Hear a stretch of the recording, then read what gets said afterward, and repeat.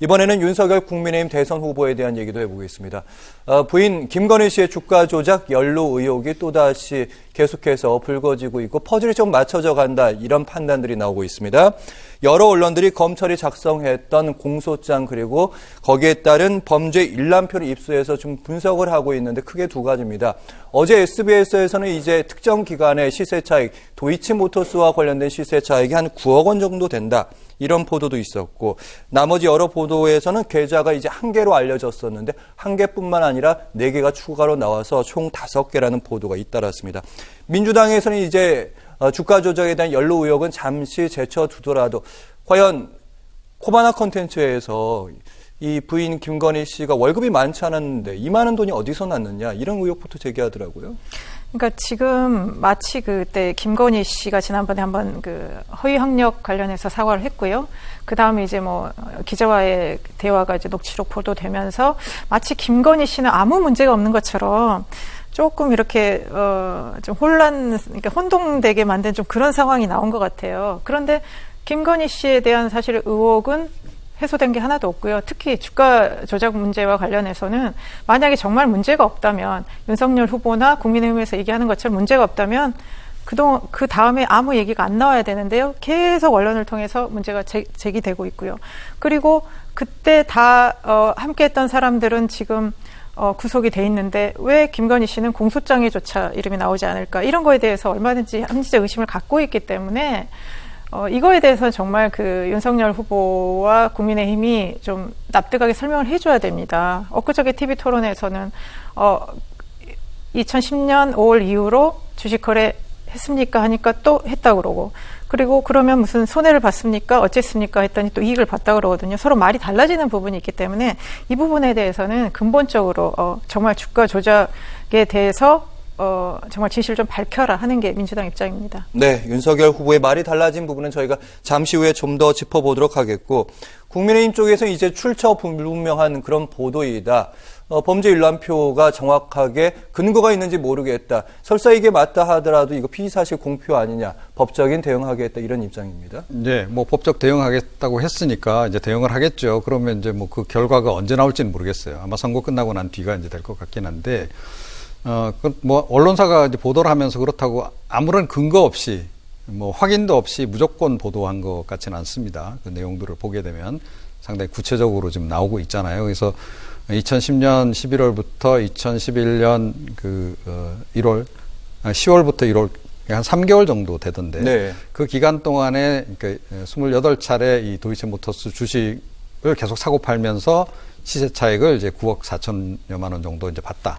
이게 이제 보도의 핵심 내용인데, 보통 통상적으로 작전 세력이 아니고 또는 굉장히 단타 매매를 열심히 하는 그런 그 투자자가 아니면 이런 식으로 투자를 잘 안 하죠. 그러니까 3개월 동안 3개월이라고 하지만 실제로 주식 거래 되는 것은 이제 주말 다 제외하고 그러면 사실은 얼마 안 되잖아요. 그러면 제가 보기엔 거의 한 2, 3일에 한 번씩 이제 사고 팔았다는 이제 얘기가 됩니다. 특정 종목을. 만약에 그래서 실제로 수익을 봤다라고 한다면 이건 뭔가 내부 정보를 이제 취득해서 했을 가능성을 배제할 수가 없는 거죠.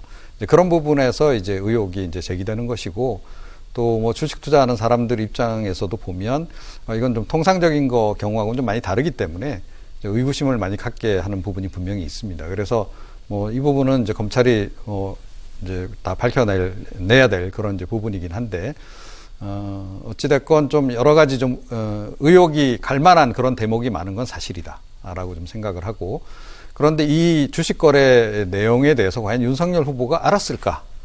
이제 이 부분도 이제, 우리가 이제 이번 이제 검증 과정에서 검증을 해야 될 부분인데, 그거는 윤석열 후보의 그 검찰 근무 관련한, 검사로서 근무 관련한 그런 이제 여러 가지 그동안에 나온 내용들로 보건대는 몰랐을 가능성도 꽤 있다는 거죠.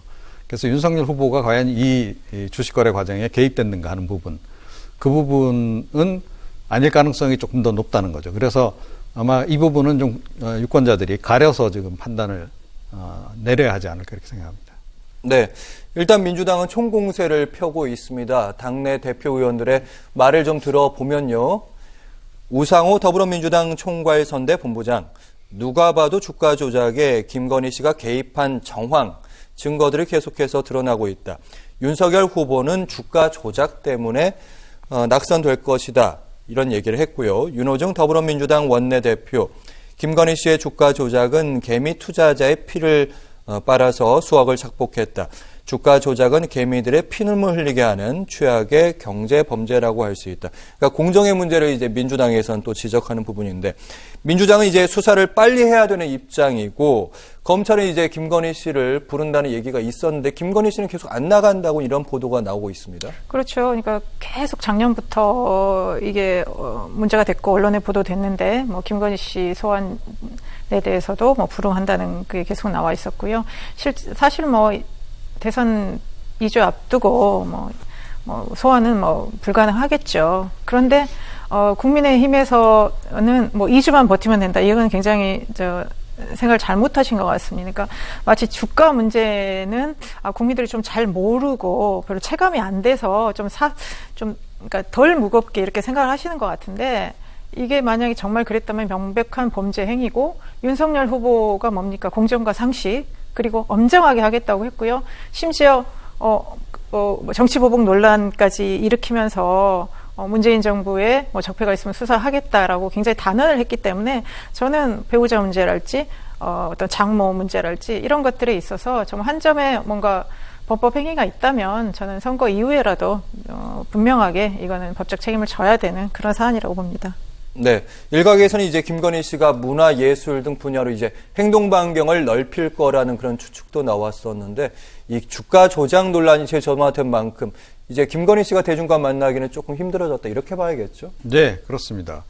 뭐, 모르겠어요. 이제 뭐 활동을 좀 할 거다라는 얘기도 그냥 설로만 그 보도로 나온 상태였기 때문에 저는 뭐 그럴 가능성은 그렇게 높지 않다고 봤습니다. 그러니까 이미 불거진 그런 그 의혹만 하더라도 논란이 될 여지가 많고, 또 김건희 씨가 뭐 어떤 자리든 하여튼 모습을 드러내는 순간 주목을 받을 수밖에 없잖아요. 언론의 주목을 받을 수밖에 없고, 또 말 한마디에 언론이 또 좀 더 집중할 것이고, 그런데 그 말 한마디가 또 다른 실수였다라고 했을 경우에는 정말로 선거 막판에 엄청난 파장이 일 수도 있는 거죠.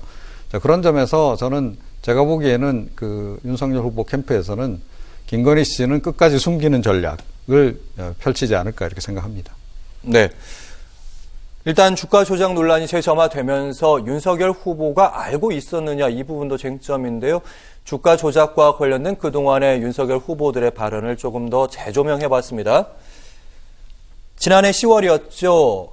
홍준표 의원과 경선 당시 토론을 했었는데, 거기서 관련 질문이 나오자 저희 아내는 오히려 손해를 보고 그냥 나왔다. 그리고 2달 뒤에는요, 도이치모터스의 주식을 사고 판 게 사실은 며칠에 불과하다. 수천만 원 손해보고 팔았다. 그러니까 또 신한증권 계좌 1개밖에 없었다. 그런 해명도 계속해서 나왔었죠. 그런데 이틀 전에 성관이 토론에서는요, 손해를 본 것도 있고 버는 것도 있다. 조금 달라진 입장을 내놨습니다. 그리고 국민의힘의 선대본에서도요, 손해를 봤다는 건 2010년 5월까지의 상황이다. 그 다음 기간에는 이익을 봤을 수도 있다. 이런 얘기입니다. 그러니까 신한증권 계좌 1개 계좌를 윤석열 후보 측이 이제 공개를 했는데, 이 기간이 2010년 1월부터 5월까지입니다. 처음엔 손해만 보고 나왔다 이렇게 얘기했는데, 윤 후보와 선대본 어쨌든 말을 바꿨다는 측면에서 비판받을 소지는 있어 보입니다. 그렇죠. 그러니까 상황을 잘 모르거나, 그러니까 김건희 씨가 이제 다 완전하게 공개를 안 하면 모를 수도 있는 거죠. 이제 그런 부분이 있거나, 아니면 알면서도 일부러 은폐하거나, 이제 둘 가운데 이제 하나인데, 사실은 어느 경우라 하더라도 이게 선거 전략으로는 바람직하지 않죠. 그러니까 정확하게 상황을 파악을 해서 그에 맞는 대응을 이제 해야 하는 것이고, 또 이게 뭐 수사가 진행 중인 과정이 있기 때문에 수사 진행 과정 관련해서 뭐 좀 손해가 될 수 있는 부분은 일부 숨긴다라고 전제하더라도, 국민들이 납득하기 어려운 부분, 또 충분히 의혹을 가질 수 있는 부분에 대해서는 적극적으로 해명하는 그런 이제 노력들이 필요한데, 제가 보기에는 윤석열 후보는 이 상황 자체를 그렇게까지 디테일하게 모르는 게 아닌가라는 생각이 들어요. 계속 발언 내용을 좀 추정해 보건데, 그럴 땐 차라리 말을 아끼는 게 나은데 계속 이분이 또 발언을 하는 바람에 지금 말씀하신 것처럼 자꾸 이제 말이 틀려지는 거죠. 네, 이종훈 평론가님. 처음에는 이제 아내의 일이니까 잠시 모를 수도 있는데 이게 시간이 지나면 계속 질문이 나오고 의혹이 그렇죠. 제기되는데 그러면 좀 파악을 좀 해봐야 되는 거 아니에요? 그렇죠. 그러니까 파악을 하는 과정에서 보니까 말이 살짝 바뀌는 거예요. 저는 그렇게 추정하고 있습니다. 그런데 어찌됐건 이게 좀 일관되지 않을 경우에는 오히려 국민적 불신을 유발할 수밖에 없다. 그러니까 지금 정도 되면 사실은 파악 거의 다 됐을 거다라고 봐야 되지 않겠어요? 그동안에 여러 차례 질문이 나왔기 때문에. 그러면 이건 종합적으로 한번 정리를 해서 이 선대위 차원에서 또는 윤석열 후보가 직접 TV 토론 과정을 통해서라도 그러니까 해명할 건 해명하고 설명할 건 설명하고 또 뭐 좀 인정해야 될 부분이 있으면 인정하고 그런 식으로 나가는 것이 맞겠다. 저는 그렇게 생각합니다. 솔직한 게 제일 좋다는 말씀이신데 국민의힘 쪽 주장은 이렇습니다.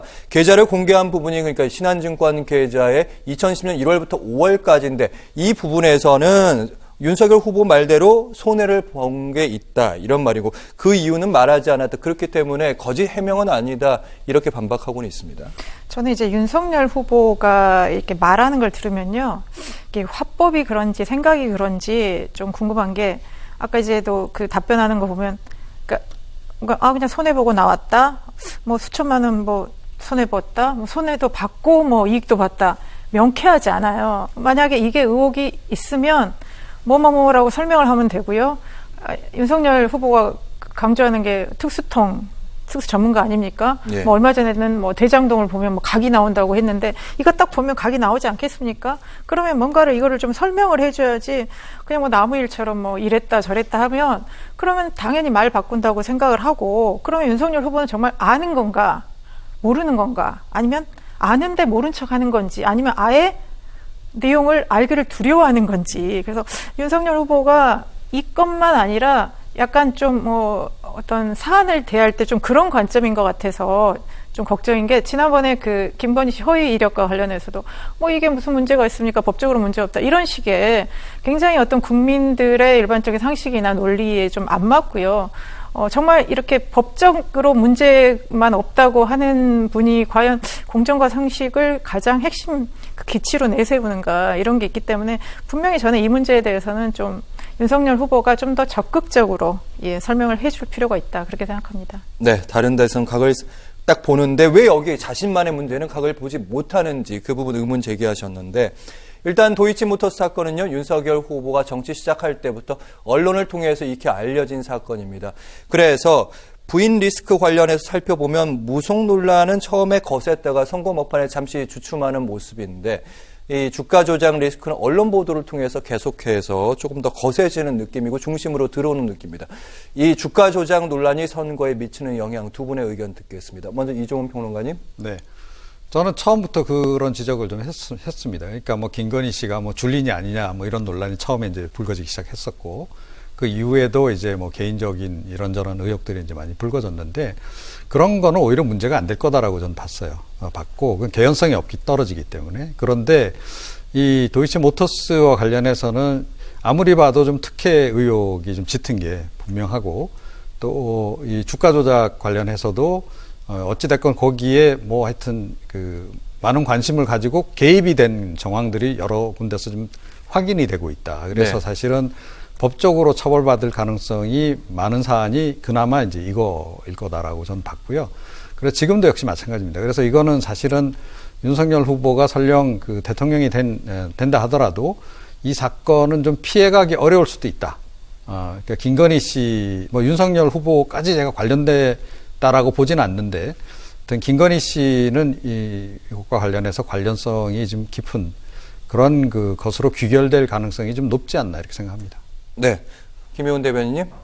말씀하신 것처럼 이거는 명쾌하게 결론이 나올 수 있는 사안이기 때문에 굉장히 중대한 사안이고요. 뭐 지금까지 윤석열 후보 결혼 전의 얘기다, 나는 모른다 이런 식으로 피해 갈 수 있는 사안이 절대 아니기 때문에 저는 앞으로 남은 2주가 상당히 대선이 2주면 되게 짧으면서도 긴 시간입니다. 그래서 국민들께서 정말 엄정하게 보고 진짜 공정한 대한민국을 이끌 사람인지 그거에 대해서 아마 저는 냉정히 판단하실 거라고 보고요. 굉장히 대선에서 중요하게 영향을 미치는 요인이다. 그렇게 봅니다. 네, 저희 시간이 남아서 마지막으로 질문 하나, 여론조사에 관련된 질문을 좀 드려보면, 최근에 여론조사 살펴보면 저희가 전화 면접에서는 두 후보의 격차가 더 벌어졌는데, ARS에서는 계속해서 두 후보의 격차가 초접전, 오차 범위 내로 들어가는 양상을 보이고 있습니다. 일각에서는 이를 보면서 윤석열 후보가 먼저 결집이 된 거고, 이재명 후보가 이제 조금씩 결집이 되는 거 아니냐,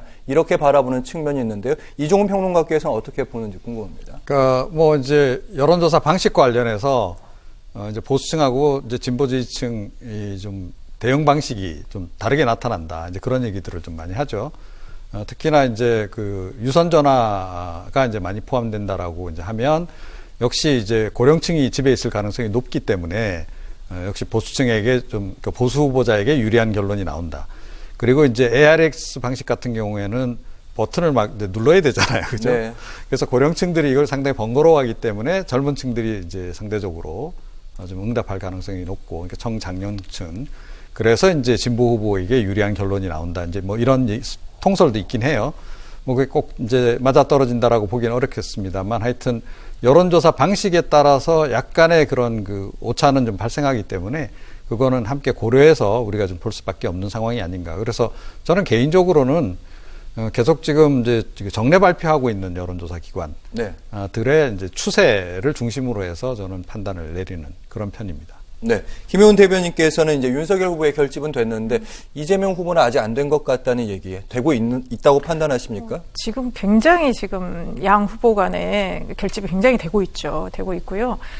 이제 그 전에 조금 이제 여론조사에서 이재명 후보가 조금 이렇게 낮게 나온 게 사실 단일화 문당이 좀 영향을 미쳤습니다. 이제 윤석열 안철수 후보의 단일화 문항이 들어가는 경우에는 아무래도 이제 뭐 민주당 지지자들이 좀 끝까지 응답을 안 하는 경우도 있었고, 근데 어쨌든 뭐 단일화는 뭐 현실적으로 뭐 거의 지금 뭐 물 건너 갔다고 보는 거고요. 그렇기 때문에 훨씬 지금 우리 민주당 지지자들, 기존의 민주당 지지자들과 그다음에 이제 중도층 분들이 지금 굉장히 강하게 결집을 하고 있고, 그런 것들이 최근에 여론조사로 나오고 있어서요. 저는 정말 팽팽하게 정말 진검승부가 이루어질 것이다. 그렇게 보고 있습니다. 네, 오늘 있었던 정치권 소식 이종훈 시사평론가 그리고 김효은 민주당 선대위 대변인과 함께했습니다. 말씀 잘 들었습니다. 고맙습니다.